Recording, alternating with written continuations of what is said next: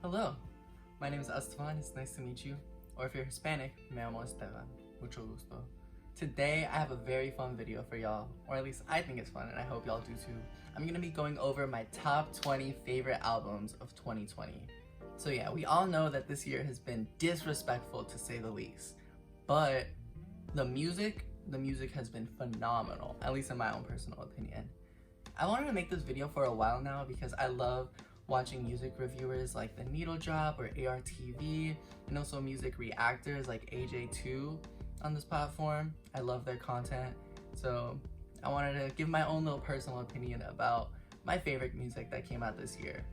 So I've had this video idea for a while, and I've already had my own personal list of like what I thought would be the top albums that have come out this year.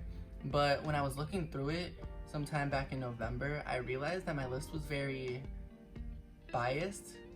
Of course, everybody has their own music biases, but mine was extremely biased, and I feel like I wasn't giving like other genres of music a good chance. So I challenged myself. I asked all my friends on Snapchat to send me what they thought their favorite albums were that had came out this year. And I asked my friends around like November-ish, and oh my god, did they send me a lot of recommendations. So much so that I literally, do you see this? Every single line is a different album that I had to listen to because I hadn't heard it. Look at all of these different albums, yo. I literally spent, for the past 30 days or something, I've been listening to 2 new albums a day. And my brain is just fried from all the new music I've listened to. But this is what I do to make sure I'm being accurate about the best albums that have come out this year. Before we get to the list, I just want to give the most honorable mention to The Gift by Beyonce. Now, this album actually did come out in 2019 in conjunction with the live-action Lion King movie, and that's why it's not being considered for top albums of 2020. But it did get a deluxe edition that was released in conjunction with the film Black is King on Disney+. And if you haven't seen that yet, I have no idea what you're doing. Beyonce is the queen of making visual albums, and this one is by far the best one she's ever made, and the most accessible because it's on Disney+. So, like, literally, if I could have considered this for top albums of 2020, it would have been top 3. Hands down would have been top 3. Beyonce is just that perfect. She can do no wrong. If you have not seen it already, please go listen to it. Go watch the film. It is beautiful. It is spectacular. And Beyonce is just... And I live by that. But with that said, let's get to my list of the top 20 albums that came out in 2020. At number 20, we have Limbo by Amine. This album does have a deluxe edition, but I still haven't listened to that, so I'm only going to be commenting on the 14 tracks that came out with the original release. And Amine is such an underappreciated rapper in my opinion. He's not extravagantly flashing all his wealth and his success like some other artists do. Like, he's very honest about himself. There'll be times when he's rapping about his success and how far he's come, like on Woodlawn, but it's not his only thing he talks about. He's got range, he's got stories to tell, and Limbo feels like a solid, cohesive project that he spent a lot of time creating. Each track is good in their own respective ways, and I think all the features complement his voice very well. Overall, I think it's a very solid project by Amine, and I'm just really happy to see how far he's come ever since his beginnings in 2016. And he earns my number 20 spot on this list. At number 19, we have the posthumously released album Circles by Mac Miller. This does have a deluxe edition, and I did listen to that, and I am considering the deluxe edition for this list. It's such a surreal feeling listening to this and hearing it after he's already passed away, especially on the track like Blue World, where it kind of feels like he's foreshadowing his own death in a way, like MLK or something. It's very reflective, very somber, very honest. I feel like you're just supposed to turn this on after midnight with all the lights off, just that playing in the background, and you laying on your bed like an emotional wreck. But in terms of the album, it's so cohesive. It all sounds like it flows wonderfully together. I don't know who executive produced this, but they definitely made it feel like a solid project and a solid piece of work. It makes me very emotional, and for that, it gets a spot on my list. At number 18, we have an album that was released pretty recently, The Angel You Don't Know by AJayII. I hope I'm saying that right, by the way. AJayII. She's a Ghanaian American singer, and I guess the best way to describe her music is like Afro pop. It kind of sounds like Georgia Smith in a way, where you have these like Afro beats and flute, Afro beats type of instrumentals and production. The whole project has smooth guitars, slick drums, and her voice is as soft and sweet as honey. And this album will make you feel like a baller. And at all times, you will want to be whining to this type of music. In my personal opinion, this is a no-skip album and a great effort by a brand new artist I haven't really heard of. So if you don't know who AJayII is, or AJayII is, I'm sorry if I mispronounced your name, you should definitely check out this project. I think it's beautiful. Next up on the list, coming in at number 17, we have the album Sin Miedo del Amor y Otros Demonios by Señorita Kali Uchis. If you don't speak Spanish, that translates to Without Fear, From Love, and Other Demons. Kali Uchis is giving us Spanglish babies what we want. She's giving us bedroom reggaeton. She's giving us bedroom cumbia. She's giving us bedroom Spanish opera house. Like, who is doing it like her? There is nobody doing it like her. I feel like her range is so versatile, yet it still has this like dreamy, ethereal bedroom type of vibe, and it's just so beautiful. If you don't speak Spanish, like, you should pull up the lyrics and listen side by side. Her voice is just so powerful in the different like ways she can do it. She can sing whatever she wants. Like I said, she can do reggaeton, she can do cumbia, she can do like opera, she can do, like, she has the range, and it shows here. This is also another no-skip album in my opinion, and you should definitely check it out. Sin Miedo del Amor y Otros Demonios by Kali Uchis. Next up on the list, at number 16, we have another posthumous record. Shoot for the Stars, Aim for the Moon by Pop Smoke. Did I listen to the deluxe edition? God, no. Oh my god, that is just like 34 songs. The only reason that was released was probably for like the cash grab for the streams and stuff, so I'm definitely not listening to that. But its original version with 19 songs is already long enough, and I think it's pretty great. I just want to say that it's really unfortunate that we lost Pop Smoke so early, because there was so much potential under his wing, and it shines on this album. Like, 50 Cent did a great job of executive producing this and getting a ton of good features, but also letting Pop Smoke stand out on his own. Like, he can be the star with a bunch of people, or he can be a star by himself. It just goes hard. When you listen to it, you want to be in the club, you want to be partying, and it's disrespectful that we didn't get to listen to this in the club. This next album, I love this album. I love all the albums of this on this list, of course, but I love this album specifically. At number 15, we have What's Your Pleasure by Jessie Ware. I don't know why, but in 2020, we saw a big trend of music taking sounds from like the 80s and 90s and sort of revitalizing it and making it new again. And that's exactly what Jessie Ware did here. She took like sounds from disco, from boogie, from house, from synth, and revitalized it and turned it into this beautiful pop perfection masterpiece. And she does so in a way that doesn't feel old or repetitive in any way, shape, or form. I also just love the line in the song Ooh La La. She goes, ooh la la, chivalry was dead but you revived it. Like, it's so much fun. You'll be spinning and twirling and doing all these white woman dances you never knew you had within you. It's a wonderful album, and it gets my spot at number 15. She's really good. Coming in at number 14, we're gonna stick with this blast to the past, 80s type of vibe we're going with, and we're gonna be talking about Future Nostalgia by Miss Dua Lipa. I'm so proud of how far she's come in her career.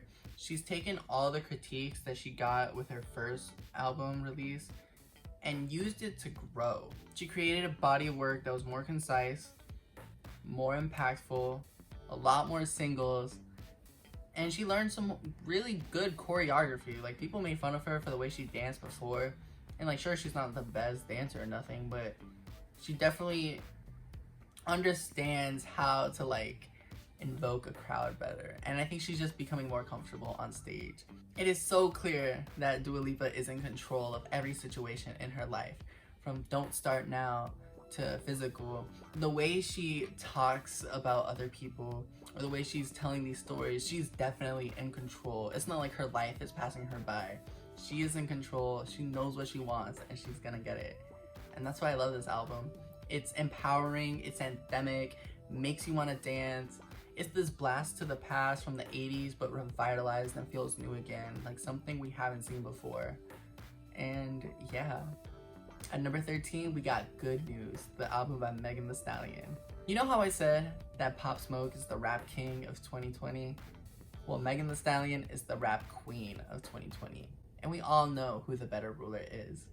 Anyways, this album is heat, straight heat throughout. All her features are amazing. Everything about it. It's just fun, and it's not so serious. Like, sometimes it's good for an album to be serious, but that is not who Megan Thee Stallion is. She's a hot girl. Like, this is some hot girl stuff. If you know, you know, and if you don't relate, just get to the back of the line or something. I don't know. I love her personality so much. How she's so in control of the situation. She's so aware of her beauty and her looks, and she's confident enough to get whatever she wants, be with whoever she wants, have fun while doing it. Like, nobody can tell her nothing. Nobody. Not even in 2020, when some stuff happens between her and somebody who shall not be named. She dispelled any rumors, any type of questions or myths people had about her in the opening track without missing a beat, yo. How you gonna shoot a 5'10" girl with a 22? She wins. She wins the rap crown. I'm sorry, Pop Smoke, you gave a good effort, but Megan beat you by a mile. Okay, number 12, we have Chilombo, the album by AJayII. Now, I did listen to the deluxe edition, but there's only like 2 songs out of the 10 that I really liked a lot, so I don't think you need to listen to the whole deluxe edition, but it's still good, so. But right now I'm specifically talking about the original release of this back in March. I just want to say, AJayII, thank you for giving us free therapy. Like, listening to your music is so therapeutic that it puts me in a good mood instantly, no matter what song it is. Everything about this album is calm, soothing. It feels like musical therapy for the soul or something. Just the way the chimes and the turtle drums, all of the like intricate little details in the production. You would spend days or something listening to this album on repeat and just find something new each and every time. And that's why I love this album so much. It's so, you can just get lost in the world, feel at ease and relax. You can get like down a little, you can cry a little. It's such an honest reflection of life. Okay, I have a question for the audience. I have a question. Why are the best male singers so toxic? Absolutely so toxic. At number 11, we have the album After Hours by The Weeknd. This does have a deluxe edition. Did I listen to that? Yes. Do you need to listen to it to appreciate this album? Not necessarily. They feel like bonus tracks, so you can listen if you want, but the original 14 are great as they are. Now, my boy Abel went on a rant on Instagram and social media after he didn't get nominated for any Grammy accolades, which I would be mad too, but at the end of the day, we do not care about the opinion of the scammies, okay? They're just one group with one opinion, and the whole world has a whole bunch of other opinions. So Abel, I'm just letting you know that even if the scammies don't appreciate you, I do. Even if you are toxic, this R&B style top 40s hits you be making, it's so infectious, yo.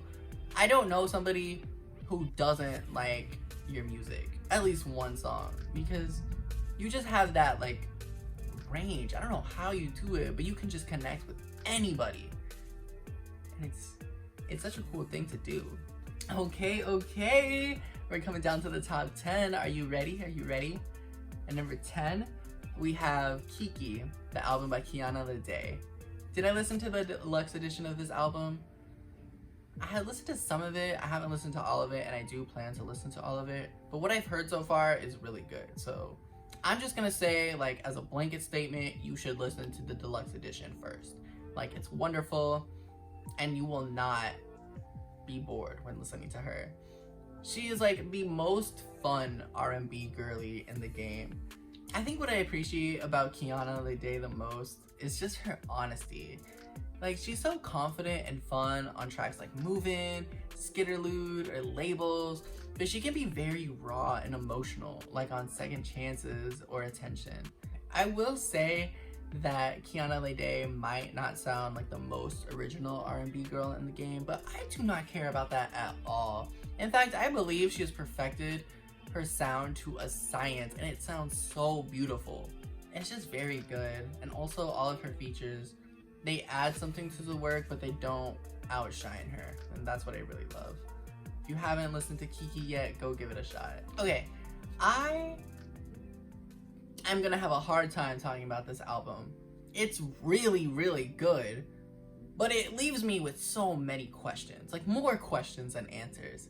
Coming in at number 9, we have the indie rock album Punisher by Phoebe Bridgers. Can I even call it an album? It feels more like musical poetry to me, because I get sucked into this world of Phoebe Bridgers, and she's talking about this like post-apocalyptic life of hers so nonchalantly that I can just see like this happening in the future in like 5 years or something. Like, I can't explain it. I feel like you could create a whole college course just dissecting the themes, the songwriting, the production on this album. It's so intricately done, especially the lyricism. I don't know many other artists currently that take you on this story and create the sort of journey in which they show you their emotions rather than telling you. And it's really powerful. I've tried listening to this like 3 or 4 times already, and I still don't get half the things she's saying, but I love it a lot. So yeah, Phoebe's penmanship is unmatched. I don't think anybody writes lyrics like she does, and it's just a wonderful album. You should listen to it from start to finish. These next 3 entries on the list, I wouldn't consider them albums per se, but they're not EPs either. Like, they're longer than an EP, but not long enough to be considered an album. But for the purposes of this video, I'm gonna just throw them in the list anyway, because why not? I can do whatever I want. So number 8, we got 2000 and Forever by Miss Bree Runway. She's a UK pop superstar that everybody should know about. She has the best features: Rico Nasty, Young Baby Tate, Missy Elliott, and more. It's just fun pop music that goes hard, goes in your face, and lets you know that she is here to stay in the music industry. So like, as the name of the project kind of entitles, she's taking sounds and ideas that were used heavily within the 2000s era, but revitalizing it and making it new again. And she does it in such an interesting way that I don't think other pop artists are doing. She is definitely unique. She can perform, she can rap, she can dance, she can sing. Like, there's nothing she can't do. When she drops like a debut official album, it's over. It's over. She's literally the moment. This mixtape goes hard, and even though it is like a collection of like singles she's released throughout the year, I am not complaining at all. It's so good, and I think everybody should listen. This one at number 7 goes to Take Time by Giving In. Now, what did I say before? I said it for The Weeknd, and I'll say it again for Giving In. Why are all the male singers so toxic?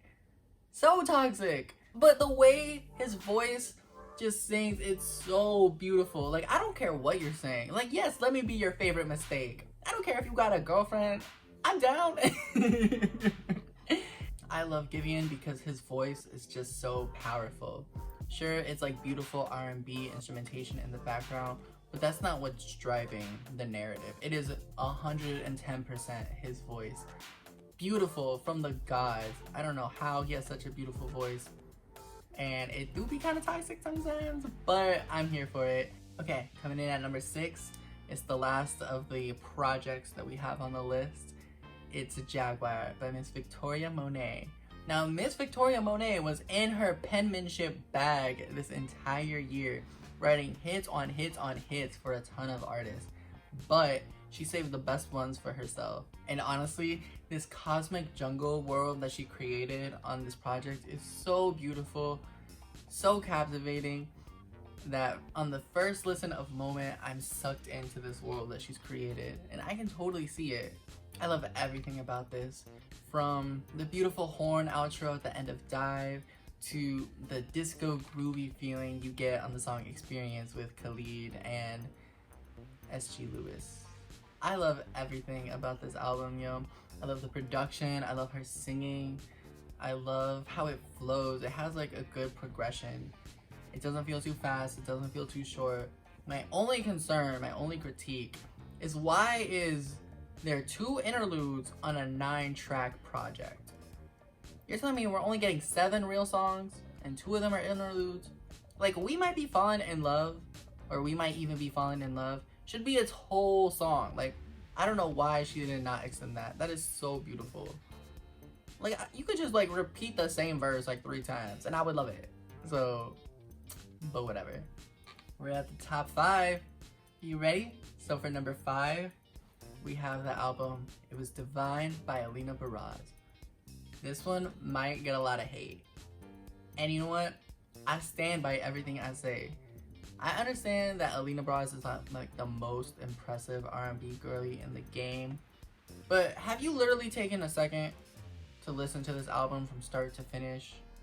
It's beautiful, it's captivating, it makes me cry, it makes me love, it exudes every emotion that I didn't even know was possible. Especially on the song To Me, I'm not asking for too much, I'm asking the wrong person. I felt that so hard. This is definitely an album talking about like the grandiose experiences of love and all the great feelings about it, but there are some low moments too, and she's like, I'm not to be messed with. I know what I want and I'm not demanding too much, okay? If I had to describe this album in one word, I would call it ethereal. As you can tell by now that I definitely have a bias to like pop R&B music, and I am not apologizing for a second. Yo, this is a great album, and it's definitely my personal 5th favorite album to have come out in 2020. Okay, coming in at number 4 on this list, my 4th favorite album of 2020. I just said how it was divine, but in actuality, it was good until it wasn't. By Kehlani. It's my 4th favorite album of 2020. Now, Kehlani, if for some reason you happen to be watching this, I just want to say from the bottom of my heart, thank you so much for getting me through quarantine. I would not have been able to do it without you. Your album literally got me through the darkest of times this year, and I'm so appreciative of you for that. The deep bass and the sensual aura of this entire project is so captivating, and I know I say that all the time about everything on here, but it's so true. What I love about this album, especially in comparison to the last one, It Was Divine, is how it doesn't try to act like the relationship she's in or that she's pursuing is this perfect thing. There's definitely trials, tribulations, and when you start an album with a song called Toxic, you know that it's not no like walk in the park. This is some roller coaster of emotion with some ups and downs and everything in between, yo. It's honest, it's raw, it's beautiful. There is nobody that can sing like Kehlani. Her voice is so unique. You know what else I love about this album so much? There's just so many good one-liners from like each and every song. Have you thinking about In Water when she says, buzz down on your future baby mommy? Like, yes. Get it on, Kehlani. I see you. I support you. Honestly, I can only imagine what it would have been like to have gone to a concert for this album. Like, I just imagine everybody in that stadium drunk off their minds, screaming these lyrics off the top of their lungs. And I miss that. I miss the feeling of concerts so much. So I hope once life returns back to some sense of normalcy that we can at least get a concert for this album because it's so well deserved. I need to be in a room with a bunch of people singing the lyrics to Toxic. I have to. If I'm not, then like, what is this life even? We're coming down to the end. We're at the top 3. My third favorite album of 2020 is gonna have to go to Ungodly Hour by Chloe and Halle. And Chloe and Halle, they both get the Performers of the Year award. If I had a trophy, I would give it to y'all. If I'm keeping it honest, I wasn't really like the biggest fan of this album when it came out, but it started to grow on me the more and more I watched their performances. And they have a lot of different performances for songs off their album. They have been keeping us fed all 2020 with these at-home performances. And I'm just so appreciative for it because you hear their vocals like in a live session and realize, oh my god, that's just exactly how they sing. The album does not do their vocals justice. Like, I can't even believe that the vocals on the album aren't even the best that you got. Like, you can do so much better. It's so real. I don't know how they do it, but thank you so much, Chloe and Halle. Keeping us fed with all of these performances. You know what the people want, and I appreciate you for it. Oh, and if it wasn't already clear, it's a no-skip album. 0 bad songs on this. Coming in at number 2, my second favorite album of 2020. It's gonna have to go to Yo Hago Lo Que Me Da La Gana by Señor San Benito Antonio Martinez Ocasio, aka El Conejito Malo, or Mr. Bad Bunny. When it comes to reggaeton, Bad Bunny is the pink print. The pink print. He does a great job of honoring the reggaeton from the 90s and the 2000s, revitalizing it, bringing some familiar faces onto his tracks, and just having a good time. Now, I did say that like a lot of male singers can be toxic, like Abel and Giveon, but Señor San Benito is not really that toxic. Like, he's a very good person. He starts off with Si Veo a Tu Mamá, talking about, if I ever see your daughter, I'll ask if she's happy with someone else. And that's so sad. Like, this is sad boy Latin trap and I love it. But it's also like, I'm trying to party in the club Latin trap. And I don't know how he mixes the two so cohesively, but it's perfect. If I had trophies to give out, Señor San Benito, I would give you Best Club Music of the Year. Best Hype Music of the Year, hands down. I know a lot of people are angry at the fact that he released this album so close to the start of the pandemic, shutting down everything, so they didn't have a chance to party in the clubs, Berea, like how they wanted to. But I'm so fortunate that I had a chance to experience this in the club at least once. Because back in March of this year, I was in Barcelona and they played La Difícil in the club and life was good. It was like one of the highest moments in my 2020 for sure. So thank you, Bad Bunny. Thank you for this album. Even if I've mostly just been vibing to it in my house, in my car, walking down the street, you know, thank you. Because this ish is timeless. The second lockdown is done and we can go back to socializing again, this is the first thing that's gonna get put on the party playlist. You already know. Best Club Music of the Year. Those were numbers 20 through 2, and we made it to the end. This is my favorite album to have come out in 2020. My favorite album that came out this year, 2020, is Sawayama by Rina Sawayama. This Japanese-born, London-raised pop star is everything that is good about pop music. Her sound is so unique. It's like if Christina Aguilera and Evanescence had a music baby. It's pop, but it's rock, and it goes hard, and it's amazing. This album plays out like some grandiose theatrical play, with a definitive beginning of Dynasty and a definitive end of Snakeskin. It feels like you're supposed to listen to this in order and experience this the way that Rina Sawayama had envisioned. This is actually an album that has a deluxe edition and I have not yet listened to it. Just because it came out in like early December and I've been preoccupied trying to listen to as many albums as I can, so haven't gotten around to it yet. But I did hear Lucid, and that's a beautiful song, so I imagine the rest of the deluxe tracks are gonna be great. I love everything about this album. I love the production, I love the vocals, I love the sound. Her sound is so unique. It's literally like post-apocalyptic pop rock, and it's so weird. Like, it shouldn't work in theory, but it works. And of course, it goes without saying, this is a no-skip album. From start to finish, there's something here for everybody, and you will love all of it. It makes you cry, it makes you scream, it makes you jump, it makes you do everything. It's a perfect album. Absolutely perfect. Best album of 2020, hands down. If you haven't listened to it, this is the one I recommend you listen to first, and then whatever you want.